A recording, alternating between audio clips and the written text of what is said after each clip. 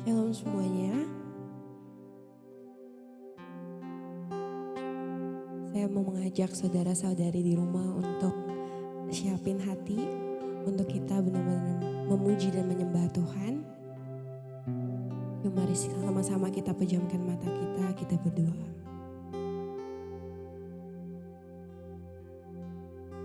Bapa, kami mengucap syukur buat kesehatan yang telah Engkau berikan buat setiap kami Tuhan. Sampai pada saat ini Tuhan, kami masih bisa bertemu sama Engkau Tuhan. Memuji, menyembah Engkau, beribadah dengan Engkau Tuhan. Tuhan, terima kasih buat setiap kekuatan yang telah Engkau berikan buat setiap kami Tuhan. Sehingga kami bisa menjalani hari-hari kami Tuhan. Dengan penuh dengan Roh-Mu Tuhan. Roh Kudus-Mu yang terus menuntun kami Tuhan.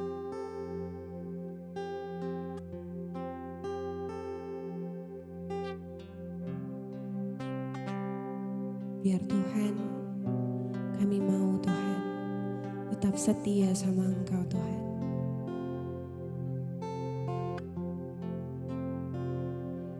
Biar kami terus memandang wajah-Mu setiap harinya Tuhan di dalam kehidupan kami Tuhan. Dan apapun yang kami perbuat di luar sana Tuhan, di gereja Tuhan, kami dapat membawa dampak Tuhan. Dimanapun kami berada Tuhan. Kami dapat memancarkan cahaya terang-Mu Tuhan.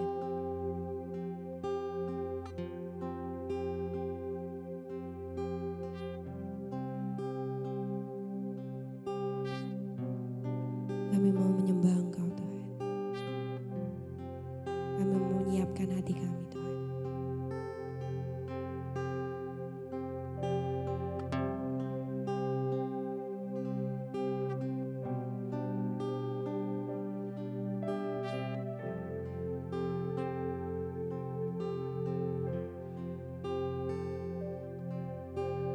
Bukan dengan kekuatanku ku dapat jalani hidupku tanpa Tuhan yang di sampingku. Ku tak mampu sendiri. Engkaulah kuatku yang menopangku. Ku pandang wajah-Mu dan berseru, pertolonganku datang dari-Mu. Peganglah tanganku, jangan lepaskan. Kaulah harapan dalam hidupku. Bukan dengan kekuatan kami Tuhan, kami dapat berjalan Tuhan, tapi kekuatan daripada Engkau Tuhan. Biar kami memuji menyembah Engkau Tuhan.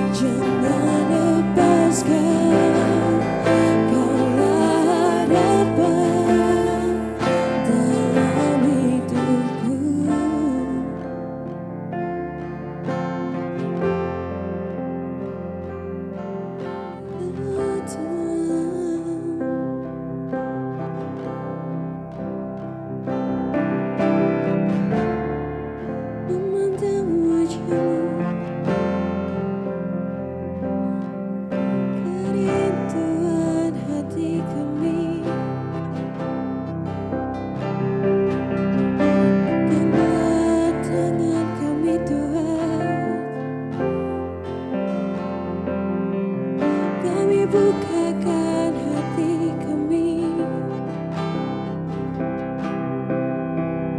masuk lebih dalam lagi Tuhan. Penuhi hati kami Yesus. Roh Kudus, we welcome you in, Jesus. Kami sembah Kau Yesus Tuhan. Holy Spirit God,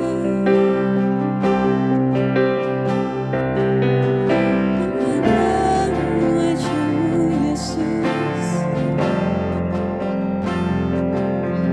mendekat kepadamu Tuhan.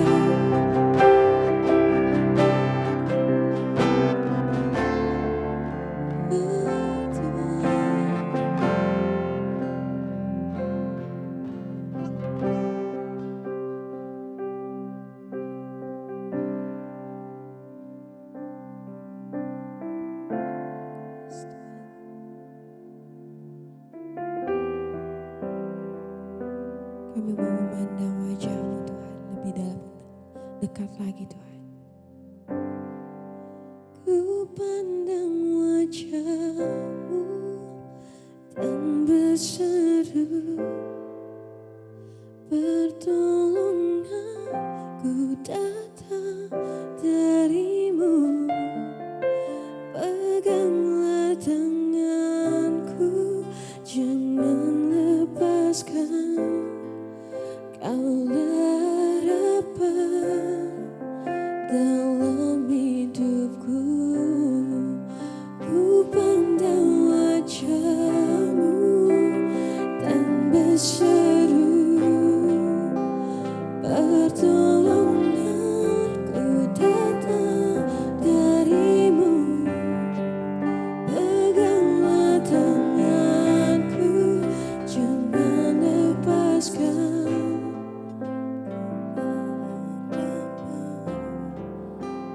Dalam hidupku,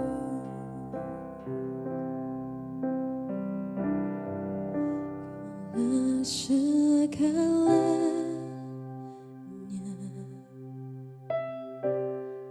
di dalam hidupku.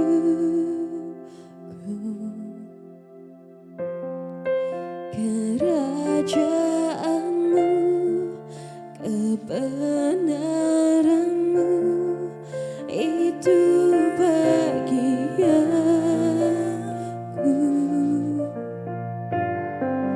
Kaulah yang ku pandang selama hidupku.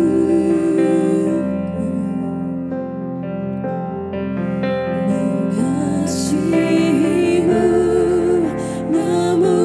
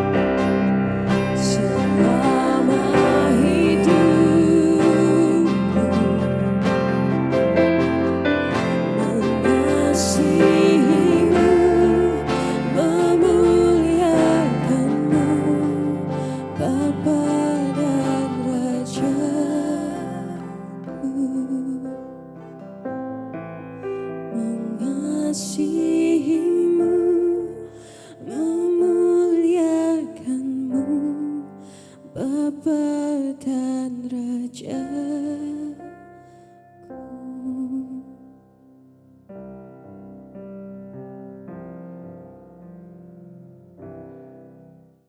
Shalom, selamat pagi Bapak Ibu Saudara yang terkasih dalam Kristus. Salam damai sejahtera buat setiap daripada kita. Welcome to our online Sunday service.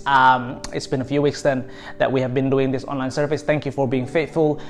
Thank you for staying online with us. And let me start today with a bit of good news. Kami dari leadership team, we sort of reviewed, always been considering and assessing the situation, and with the declining trend of the virus in the past week or so, early this week kami memutuskan, we have decided untuk kita akan going back to on-site service starting from next week. In other words, today will be the last Sunday service yang kita jalankan secara online, Bapak Ibu Saudara. There will be further communications out over the next few days, tetapi we will remain with the procedures, with the restrictions, COVID-safe stuff, 4 square meter rules, mandatory masking, temperature checking, sign-in, registration, dan sebagainya. Further communications will be out, so stay in touch. Check out the social media account over the next few days or so. Nah, Saudara, hari ini saya akan kembali melanjutkan the sermon series that we've been talking about in every way be more like Christ, and then this will be the third sermon saudara dalam sermon series ini. Sebelum kita mulai, saya ajak saudara untuk kita berdoa bersama. Terima kasih Tuhan buat pagi siang hari ini. We are thankful and faithful. We are thankful for your faithfulness in our lives, on your goodness yang senantiasa ada bersama kami. Terima kasih for everything that you have done, everything that you are currently doing in our lives, and for everything that you will be doing with our lives in the future, Lord. We trust in your faithfulness. You are always faithful. Dan Tuhan, as we are worshiping and as we are gathering from home doing this service, we pray for the presence of God, the presence and the power of God that is unlimited, unrestricted, to touch every single spirit, every single heart. I pray for God to work through every single spirit and heal us, Lord. Bangkitkan kami, sembuhkan kami, pulihkan kami, bawa kami senantiasa kembali kepada pelukan Bapa. And I pray for the words being preached today. They become the words that are simple enough, powerful just because of the anointing of the Holy Spirit. I pray for the Word of God to really change us, sanctify us, and liberate, set us free by the Word of God. Urapi hamba-Mu, tanpa Tuhan semuanya pasti sia-sia. Hambanya mohonkan Tuhan over the next 45 minutes menjadi menit-menit yang tidak sia-sia. I pray untuk Tuhan bekerja. I respect the person and the power of Holy Spirit in every single person, God, to do something wonderful and great in every single person. In the name of Jesus, we have prayed. Amen. Amen. Saudara, the third sermon of this series, we've been talking about the bipolarization. We talk about how we need to grow in every way, in all aspects of life. Saat kita bicara pertumbuhan yang balance, yang optimum and Christ-centered. Dan hari ini kita sudah bahas sebelumnya tentang the bipolarization between grace and truth. Kita bicara tentang eternity and temporary. Hari ini saya akan membawakan tentang the spiritual and the secular. Spiritual dan sekuler, saudara. Dan for a matter of definition, let me put it this way. Spiritual itu adalah sesuatu yang we typically do. The Christian stuff, the religious activities that we typically do as Christians. We go into the church, we give offering, we pray, we sing songs, dan sebagainya. Ya, we read the Bible dan sebagainya. Spiritual also that sort of domain concerning our spirit with God. It's something that's concerning our relationship and interaction with God, our Creator. That's something that's spiritual. While secular, on the other hand, is something other than that. So it could be something that's all life aspects in that we have. It could be financial, it could be our physical matters, health, it could be our relationship, it's about the family, it would be probably about the way we invest our money, it would be the way we build our career, the way we do our job, we do our business, and so on. Anything other than what I mentioned about the spiritual. Now, saudara, kenyataannya adalah bahwa the bipolarization has always been happening, bahwa bahkan banyak orang Kristen tanpa terasa mereka menghidupi pengkutupan ini. Pengkutupan di mana, kalau aku hari Minggu saya datang ke ibadah ke hari Minggu, that's spiritual. Then after exiting the church, keluar dari gedung gereja, okay, welcome back to the real life, the non-spiritual life where God is probably non-existent in there, and I do all the other stuff myself. When we get to the church, yep, this is the spiritual realm. Outside of that, no. When we read the Bible, that's a spiritual realm. Outside of that, no God there. Kita seringkali terjebak dalam permainan itu, dan seringkali oleh sebab itu kita seringkali mendengar cibiran-cibiran that non-Christian people will often say, Kristen cuma hari Minggu doang lah, sepertinya kayak begitu, but outside of the church they are completely different people. Anda seringkali dengar seperti itu. It creates lots of bitterness, it creates lots of disappointment amongst those non-believers because they often don't have good experience with Christians. Biasanya garis benang merahnya sama. Di gereja beda sama dengan yang di luar.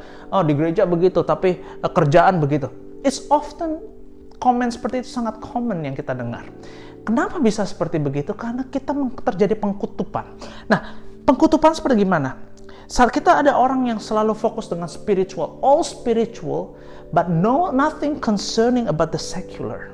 Yang terjadi ini adalah yang saya sebut dengan istilah spiritual bypassing. Ada istilah ini spiritual bypassing. Maksudnya apa? Spiritual bypassing adalah orang tendensinya menggunakan spiritual stuff as something to hide. Seperti untuk bersembunyi, kita menggunakan alasan-alasan spiritual sehingga kita tidak berani menghadapi realita hidup yang di sini. Seringkali kalau misalnya seperti saya pernah berikan ilustrasi, bisnismu bermasalah, ada masalah dan sebagainya, solusinya dia berdoa, dan dia cuma berdoa dan bilang, sudahlah Tuhan, aku serahkan, terserah Tuhan, saya cepat biar mau masuk langit baru dan bumi baru, tanpa mau mengambil tanggung jawab to fix the problem that's happening here. And that's wrong. I'm not saying that you are praying to God is wrong. No, praying to God is important as you relying on God. However, there's a responsibility there. There's a reason why for someone who is all spiritual without concerning any secular stuff, tendensinya adalah being irresponsible, tidak bertanggung jawab. Tendensinya adalah impractical, tidak ada tindakan yang praktis, yang solusi yang praktis, tidak ada tindakan nyatanya di sini, di area sininya. Bisa menjadi irrelevant, tidak out of touch with the world that we live in. Sedangkan kita sudah bahas di pertemuan yang sebelumnya bahwa istilahnya Tuhan panggil kita untuk kita ada di dunia ini. Ada sebuah panggilan, ada sebuah misi yang kita harus penuhi di dunia ini. Nah, bipolarization yang satu adalah when someone is totally secular without any concern about the spiritual matter. Dan hal yang ini adalah orang itu yang saya sebut dengan gini, apatheism. Apatheism. Dua kata di sana. Satu adalah apati. Yang kedua adalah theism. Dengan kata lain apa? Orang ini percaya ada Tuhan. Beda dengan ateis. Ateis tidak percaya ada Tuhan. Orang apatheism adalah orang yang percaya dengan Tuhan. Ada Tuhan. Dia nggak mendebatkan itu. Tetapi dalam kenyataan hidupnya tidak melibatkan Tuhan, tidak mengakui Tuhan, tidak meng-acknowledge Tuhan. Dan ini menjadi challenge banyak orang Kristen. Yang orang Kristen banyak terjebak dalam hal ini. Dia datang ibadah, no problem. Memberikan kasih persamaan, no problem lah. Lakukan ini, ya no problem. Tapi dalam hidup nyatanya, tidak pusingkan Tuhan sama sekali. Kepikiran saja tidak. Kepikiran tentang Tuhan saja tidak. Kepikiran tentang hal spiritual saja tidak. Jadi nggak peduli, sudahlah, let's go through the motion, do that, build life, dan sebagainya.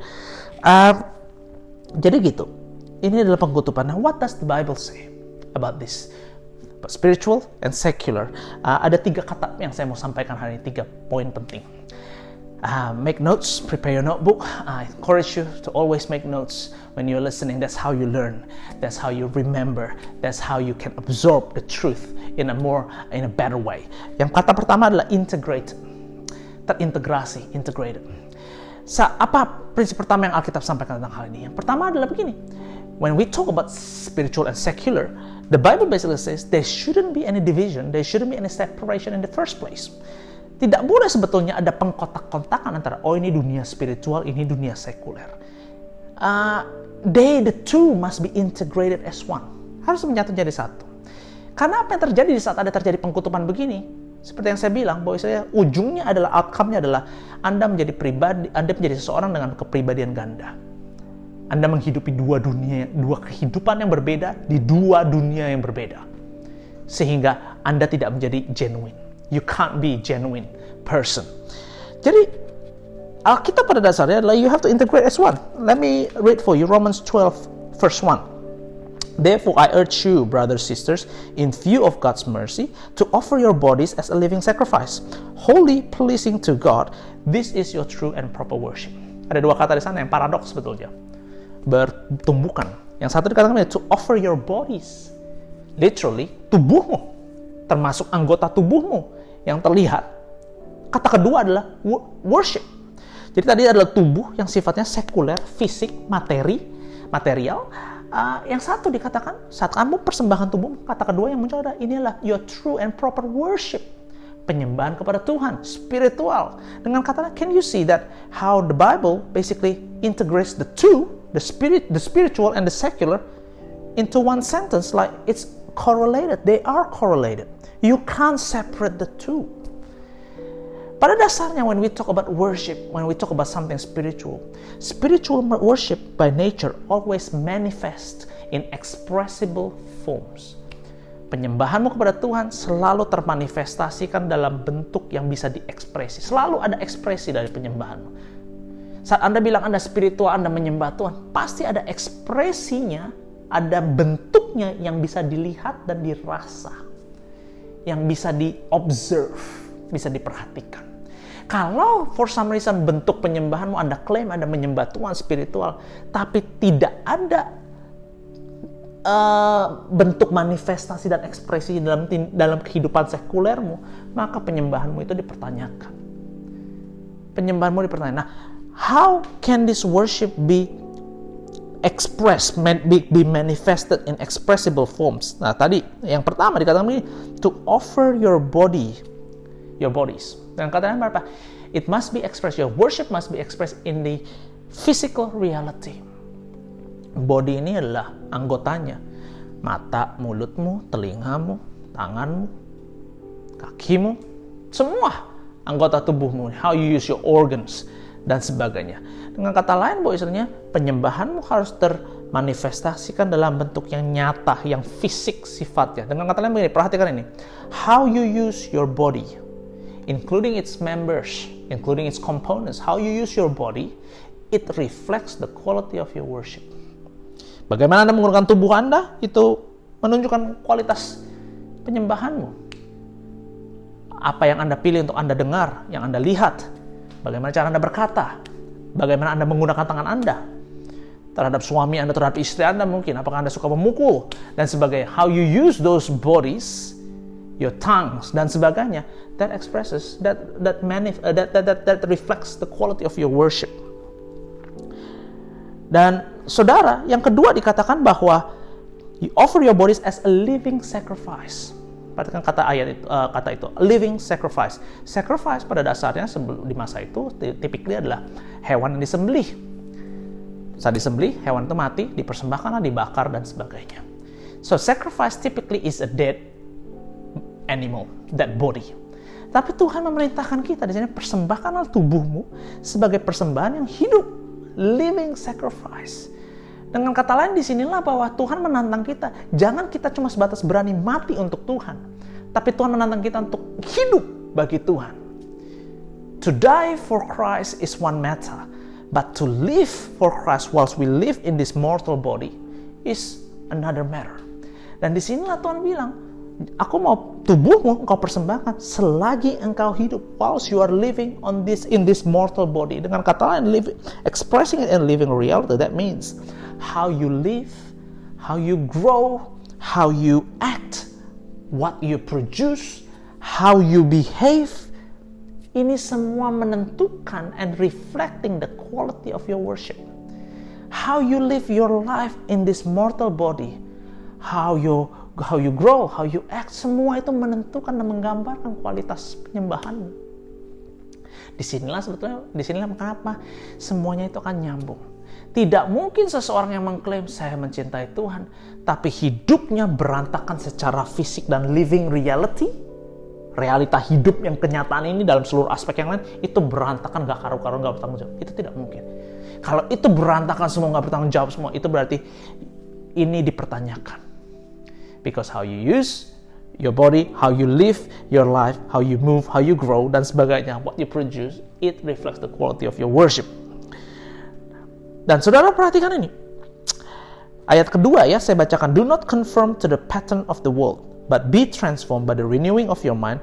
Then you will be able to test and approve what God's will is, His good, pleasing, perfect will.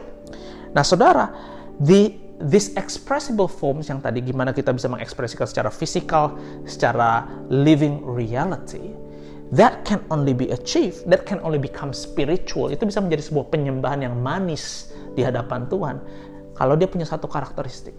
Dia tidak serupa dengan dunia. The non-conformance to the world. Anda harus tidak serupa dengan dunia. Jadi saat Anda mengerjakan, Anda menjalani hidupmu, Anda menggunakan tubuhmu, Anda menggunakan anggota tubuhmu, Anda maksimal, Anda bekerja dalam hidup, produktif dalam hidup, berbuat dalam hidup, semua ini bisa menjadi penyembahan yang manis kalau dia tidak serupa dengan dunia. Standarnya satu, you nggak boleh serupa dengan dunia. Nah, bagaimana Anda bisa membangun supaya Anda tidak serupa dengan dunia? Firman Tuhan mengatakan ini, you have to be transformed by the renewing of your mind. Berubahlah melalui pembaharuan akal budi. This is where the word of God kicks in. That's why we are doing the annual reading plan. If you haven't signed up yet, it's not too late. It's okay. You gotta start somewhere. Sign up today if you haven't. Dan setia membaca firman Tuhan. Because there is no renewal of the mind without the word of God. Because the word of God is what sanctifies us. The word of God yang memurnikan dan menguduskan kita. Tanpa firman Tuhan, tidak ada perubahan akal budi. Tanpa perubahan akal budi, tidak mungkin kita tidak serupa dengan dunia. Pasti ujungnya kita menjadi serupa dengan dunia. Jadi it's all just about the flow. Jadi saudara, renewal of the mind itu diperbaharui melalui kebenaran firman Tuhan. Nah, tujuan kita renewal of the mind apa? Perhatikan ayat tadi, dikatakan begini. Then you will be able to test and approve. Dua kata di sana. Test and approve. Kata test berarti maksudnya apa? The renewal of the mind, it will produce the right thinking.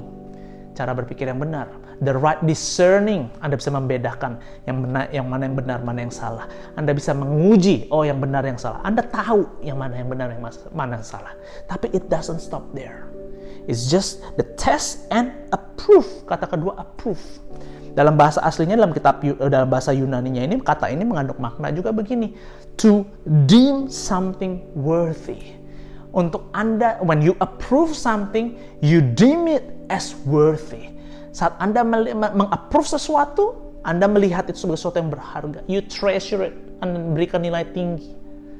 Dengan kata lain, saudara, begini. Ayat ini mengatakan ini, saat Anda diperbarui firman pengertianmu, it goes beyond just giving you the right knowledge or the right understanding. Tapi memberikan Anda sampai dalam tahap istilah begini, Anda harus bisa menilai tinggi kehendak Tuhan dalam hidupmu. Anda harus bisa menilai mulia dan menemukan bahwa Anda puas dengan kebenaran, dengan kehendak Tuhan dalam hidupmu. Dan ini akan menjelaskan, saudara, mengapa banyak orang teologian, orang Kristen lama, tahu firman Tuhan dari A sampai Z, tahu segala macam bentuk, mendengar khotbah begitu banyak. He or she knows what is right, what is wrong. Tapi seringkali mereka gagap dan tidak pintar dalam mempraktekkannya. Kenapa? Karena mungkin that renewal of the mind is half done. Dia tahu the right thinking, Dia tahu the right discerning, tapi dia tidak tahu the right approving, the right treasuring, the right valuing. Sehingga saat dia dihadapkan, dia bisa lihat gini, oh yang benar ini. Tapi saat dia bilang, oke, you mau pilih mana? He fails to see this something that is more valuable. Dan dia bilang, saya lakukan ini saja. Jadi saudara, Anda mendengar khotbah, Anda baca firman, bukan cuma sebatas Anda mengumpulkan teori knowledge firman Tuhan. Bukan supaya Anda cuma sebatas pintar secara akademik knowledge teologimu. Tapi that's one, to produce the right thinking, but also the right approving. So that you can approve, you can taste, you can see that this word of God, this will of God is satisfying, is treasurable, is valuable. Sampai dalam tahap itulah maka kita bisa menjadi taat pada Tuhan. Kalau kita cuma baru sebatas tahu firman Tuhan dan memahami kaya the robust understanding about the word of God, it doesn't change you yet. It's half done. Better than not knowing anything, but it's half done. Anda tahu firman Tuhan sampai harus Anda dalam tahap you deem the will of God, the word of God, the will of God as something worthy. Anda harus sampai dalam tahap itu, maka ketaatan akan lahir di sana. Sehingga saat Anda tahu mana yang benar, mana yang salah, Anda dengan logika Anda dan hati Anda bisa bilang, saya pilih yang kebenaran dong. Saya lebih puas di sini. Anda tidak akan milih dosa. Anda puas di sini. So that's how the Bible puts it, saudara. Nah, hal yang kedua yang saya mau sampaikan buat saudara adalah tadi tentang yang pertama adalah integrated. Tidak ada pengkutupan. Semua harus nyambung. How you live in the physical and the living reality, it reflects your quality of your worship. Karena poin yang kedua yang saya mau sampaikan begini, kata practical and universal, praktis dan universal. Catat ini, the second piece of truth yang Anda harus pahami lebih, the spiritual worship must be expressed in a practical and universal manner. Penyembahanmu harus bisa diekspresikan dalam cara yang praktis dan universal. Let's talk about the first one, being practical. Maksudnya apa? Practical down to the ordinary acts of life. Praktis sampai dalam tahap hal-hal yang sangat biasa yang Anda lakukan dalam hidup. Kita seringkali terjebak saat kita pikir spiritual penyembahan, oh harus nyanyi, harus berdoa, nangis-nangis, berdoa 1 jam, harus yang begini. Kita seringkali terjebak dengan begitu, oh ini spiritual harus lakukan seperti begitu, puasa dan sebagainya. Tapi sebenarnya Tuhan mau ajarkan kita hari ini adalah saat Anda penyembahanmu harus bisa diekspresikan sampai turun down to the most common thing, ordinary thing that you do in life. Saya bukan ayat, 1 Korintus 10:31 dikatakan begini. So whether you eat or you drink or whatever you do it all for the glory of God. Whether you eat or drink, sampai perkara apa saudara?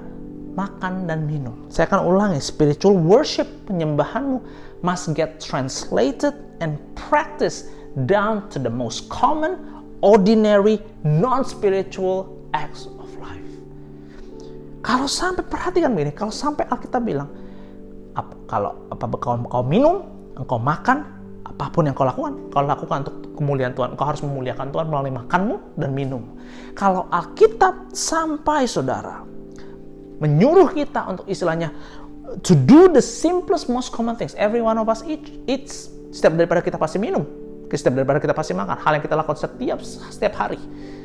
If the Bible tells us to do the simplest, most common things like eating and drinking for the glory of God, apakah implikasi apa artinya saat kita dipanggil, saat kita mengerjakan hal yang lebih besar daripada perkara makan dan minum? Tentunya Tuhan akan expect kita untuk memuliakan Tuhan lebih maksimal lagi saat kita mengerjakan hal yang lebih besar dalam hidup. Saya ulangi ya, logikanya begini. Kalau hanya perkara Anda makan dan minum, Tuhan bilang, you lakukan makan dan minum, itu memuliakan Tuhan. Berarti saudara, tindakan hal yang lain yang Anda lakukan, yang lebih besar dari makan dan minum, itu Tuhan expect, Tuhan harapkan Anda untuk Anda lebih memuliakan Tuhan.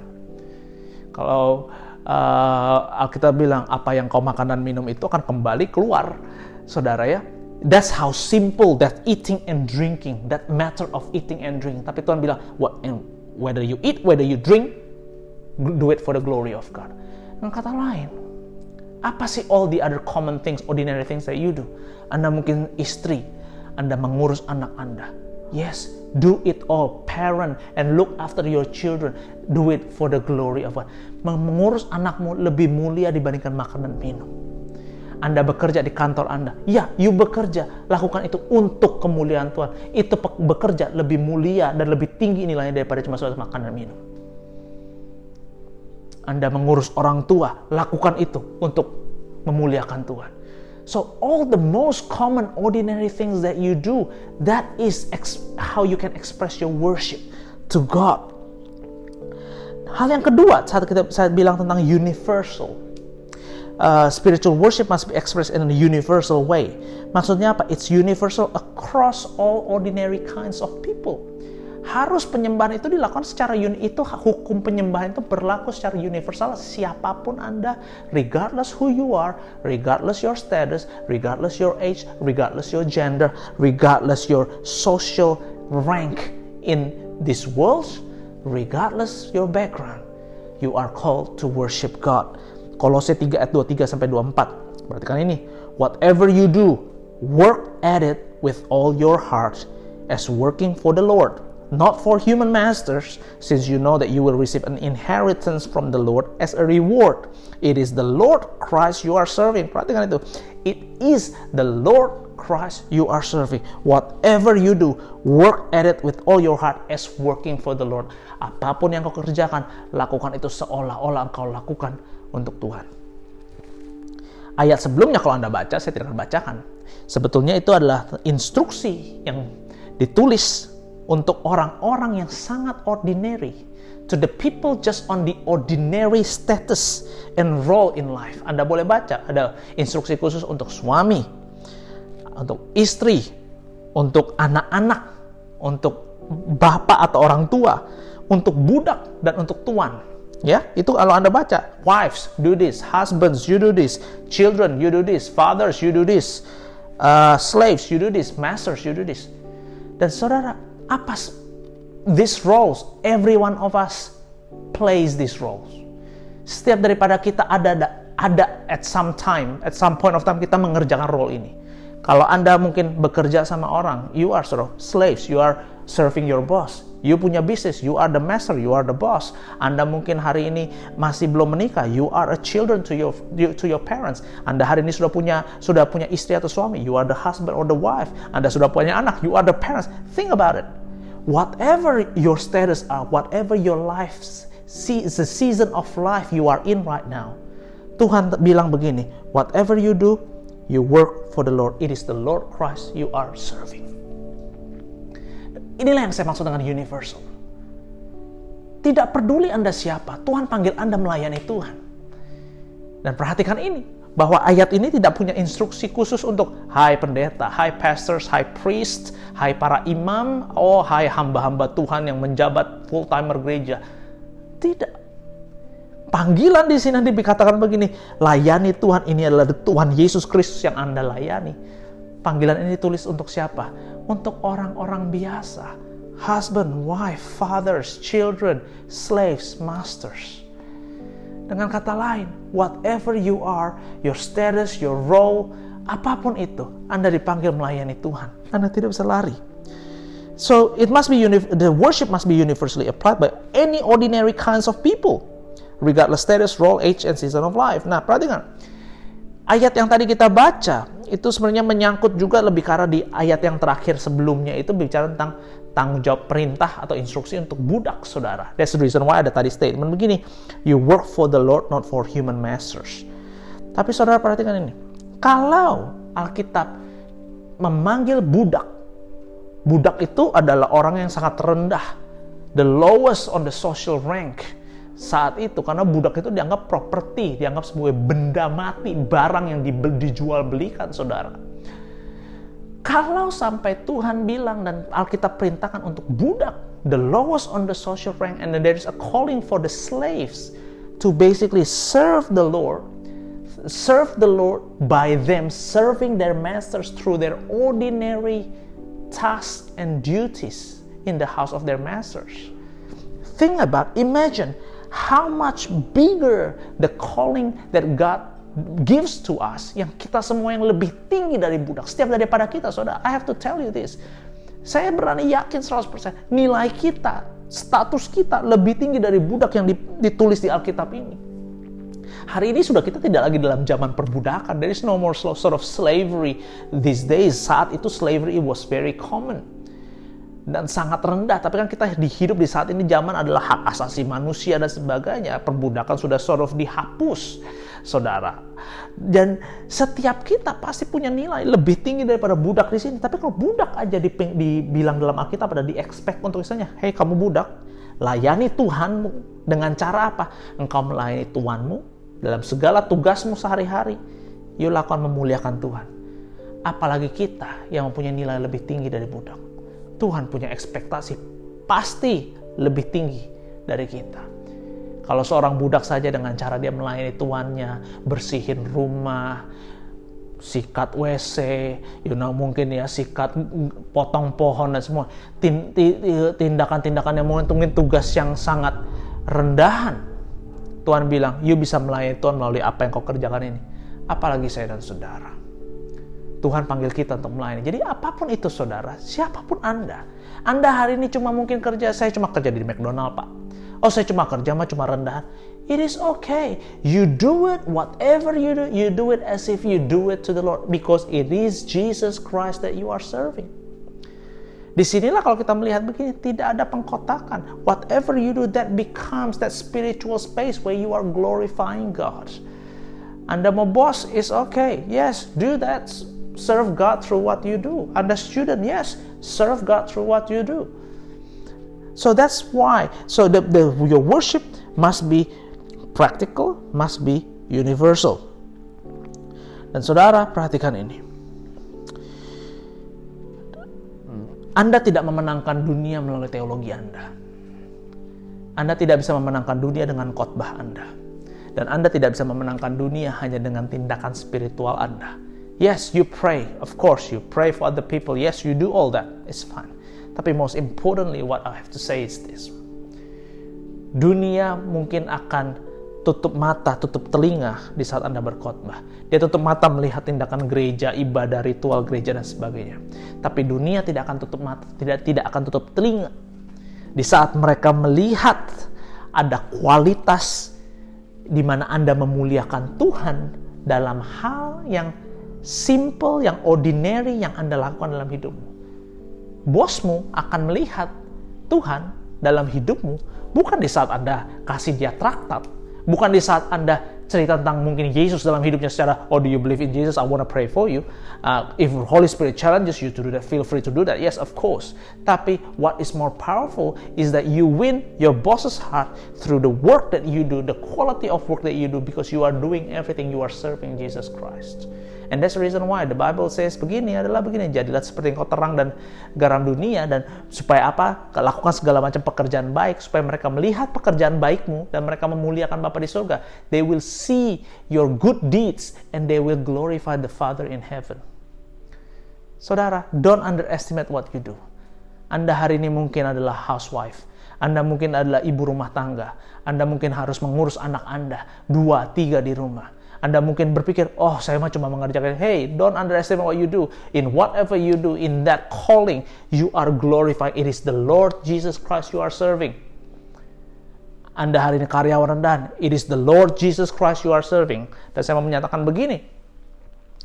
Yusuf dipakai Tuhan dengan maksimal. Yusuf menjadi influensial. Tidak di saat dia cuma sebatas menjadi orang kedua tertinggi di Mesir. Joseph was influential since he was even a slave in Potiphar's house. Dia sudah memiliki pengaruh luar biasa. Budak. So, whatever you do, regardless what your background is, you are called to serve. It is the Lord Jesus Christ you are serving. Yang terakhir, saya akan selesai di sini. Kata yang terakhir saya sebut gini, prioritized. Prioritas, saudara ya. This is the statement of truth that you have to take notes. Rendering service to God as the person himself sits at the highest priority above all else. Anda melayani Tuhan sebagai pribadimu yang Anda layani secara langsung, itu harus berdiri di prioritas tertinggi. And this is where the balance comes in. Dari tadi kita bicara ya, through your physical reality, through your living reality, you are manifesting your worship to God. Through all the common ordinary things that you do, you are serving the Lord, you are manifesting your worship. Through, your ordinary kind of status, you are universally worshiping God through everything that you do. Nah, hari ini ya di poin yang terakhir ini saya mau sampaikan begini, bahwa istilahnya the acts of you serving Jesus as a person, secara pribadi Anda layani pribadi Yesus, itu harus berdiri di atas prioritas yang tinggi. Saya tidak akan bacakan buat saudara, tapi Lukas 10 ayat 38 sampai 42 menceritakan tentang Maria dan Marta. You often heard about the story. Yesus datang ke rumah Marta. Dikatakan bahwa istilahnya mereka datang ke rumahnya, Marta buka rumahnya buat Yesus. Dikatakan Marta sibuk mempersiapkan banyak hal, mungkin mempersiapkan makanan, mempersiapkan all the hospitality stuff. Sedangkan Maria duduk di bawah kaki Yesus, dikatakan mendengarkan Yesus berbicara. Lalu Marta komplain, Tuhan, masa kau nggak suruh Maria untuk bantu aku repot sekali. Tapi Yesus cuma bilang begini,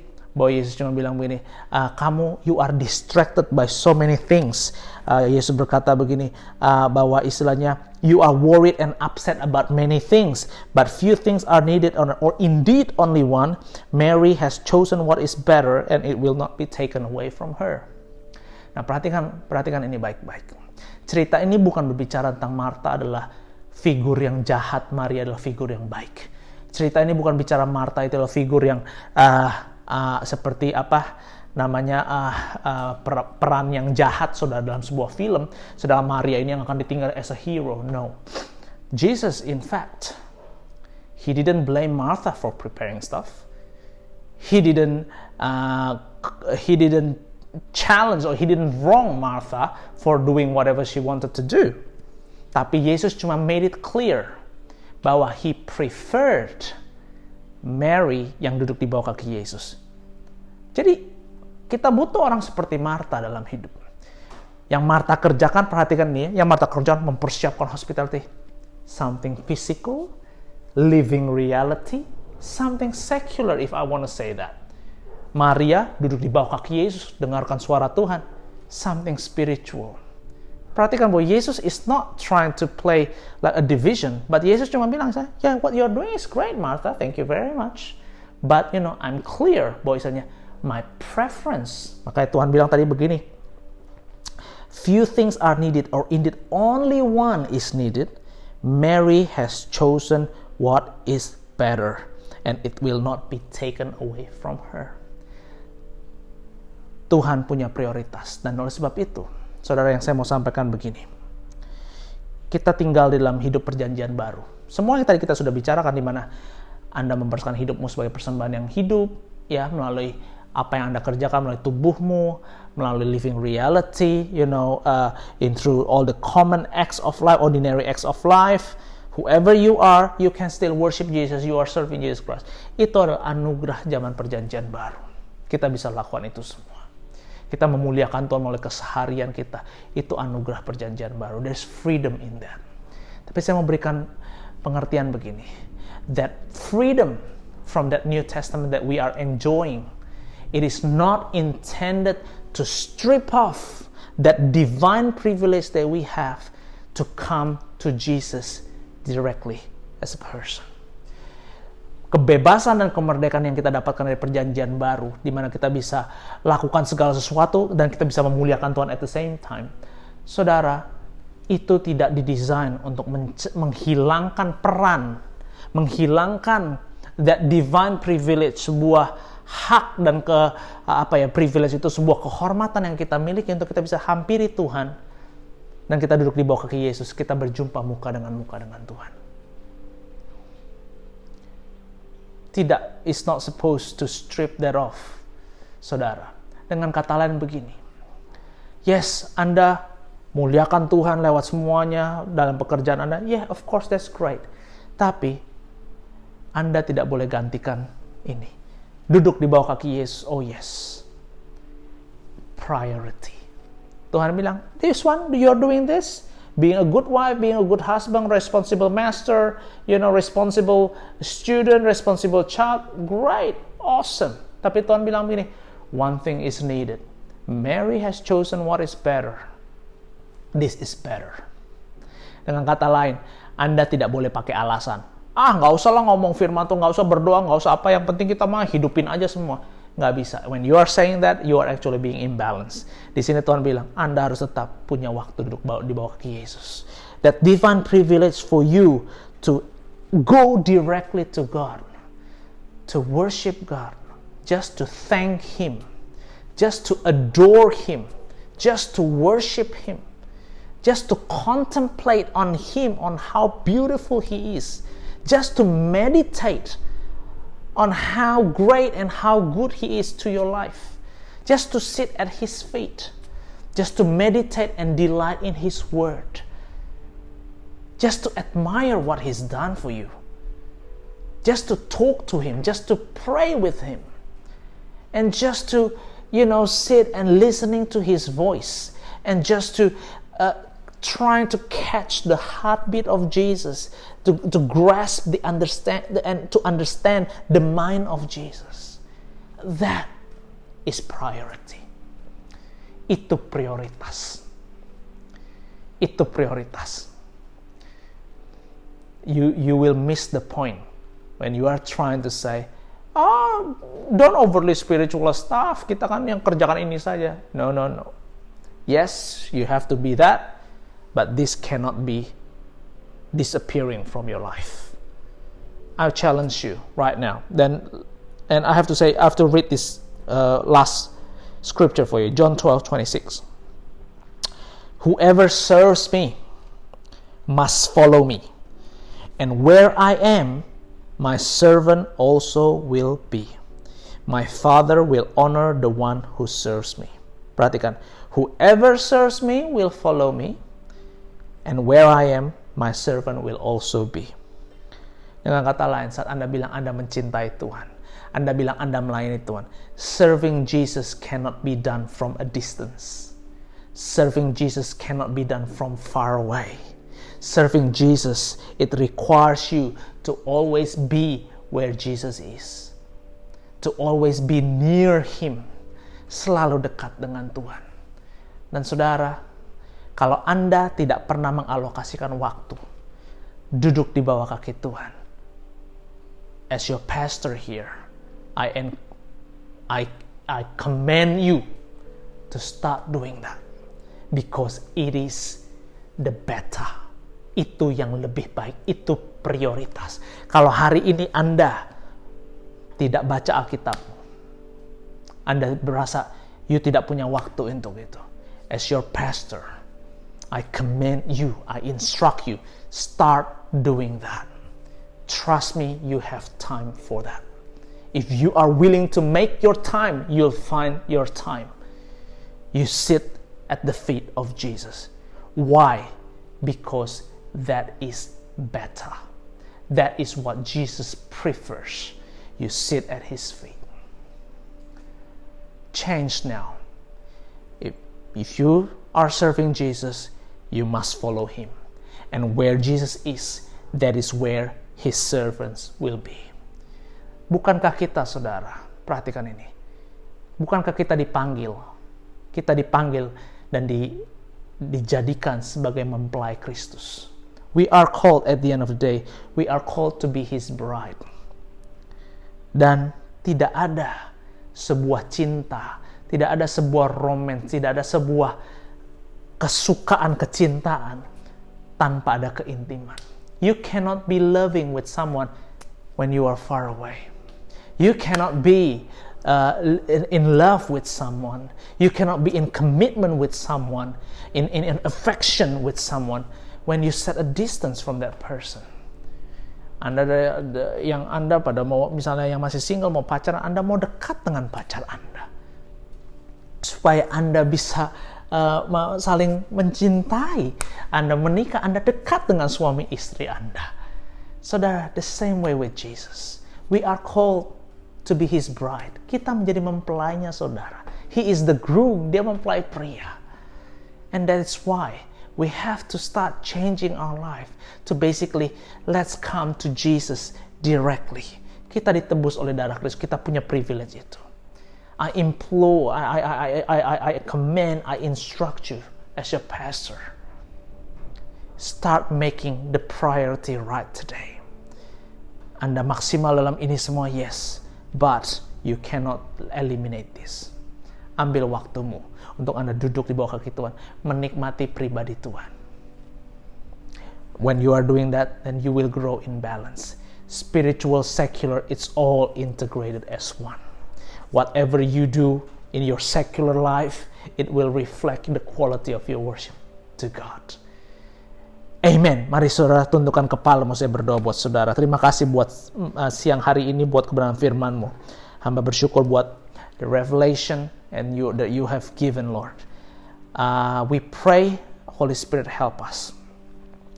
Saat kami menghidupi kehidupan kami tahu everything that we do, we want to express our worship, Lord, in a physical way, in a living way, through everything that we do, everything that we produce, everything we say, whatever we live, Lord, however way we live, we want to reflect our worship to you.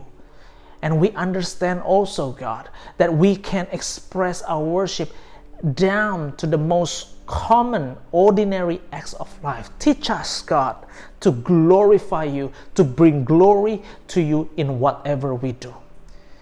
Dalam segala hal biasa yang kami lakukan, seperti firman mengatakan, whether you eat, whether you drink, you do it for the glory of God. Dan kami mau belajar whatever season of life we are in, whatever role, whatever status that we have in life today. Probably we are children to our parents, or we are parents to our children. We are husbands and we are wives. We are employees. We are owners. We are the boss, the masters for someone else. Whatever that status of life, Lord, teach us to understand, to do everything as if we are doing it to the Lord, because we know at the end of the day it is Jesus Christ that we are serving. Yesus yang kami layani. Dan pada akhirnya kami tahu, Tuhan, ajar kami untuk kami melayani pribadi Tuhan secara pribadi. Dengan kata lain, kami mau belajar duduk di bawah kaki Yesus. We want to come and we want to go to you directly, God. Just to sit at your feet, to delight in you, to meditate in your word, to just gaze upon your beauty, to understand your heart and your mind, just because it is something that is better and that will never be taken away from us. Thank you, Father. Meteraikan kebenaran firman-Mu buat setiap jemaat-Mu, Tuhan. Roh Kudus tolong dalam segala perjalanan kehidupan mereka. Hamba mohonkan Tuhan penyertaan Tuhan, anugerah Tuhan menyertai. Terima kasih Tuhan Yesus. Mari jemaat Tuhan angkat kedua belah tangan-Mu, terima berkat Tuhan. Biar damai sejahtera dari Allah Bapa, kasih karunia dari Tuhan Yesus Kristus, penyertaan, penghiburan, kekuatan dari Roh Kudus menyertai setiap dari saya dan saudara mulai hari ini sampai Maranatha, Tuhan menjemput kita kembali yang kedua, bahkan sampai selama-lamanya kita memerintah bersama Tuhan di langit yang baru, bumi yang baru. Haleluya. Amin. Amin. Thank you Bapak Ibu Saudara, saya berdoa itu menjadi berkat dan membangun dan menguatkan kita semua seiring kita berjalan semakin menjadi serupa dengan Kristus. As again, I can't wait to see you all next week. So check out again, stay tuned with our social media for all the communication made. And yeah, I look forward to meeting all of you, or some of you, next week. God bless you. Stay safe for this week. Be productive. And in all you do, glorify God. It is Jesus Christ that you are serving. God bless you.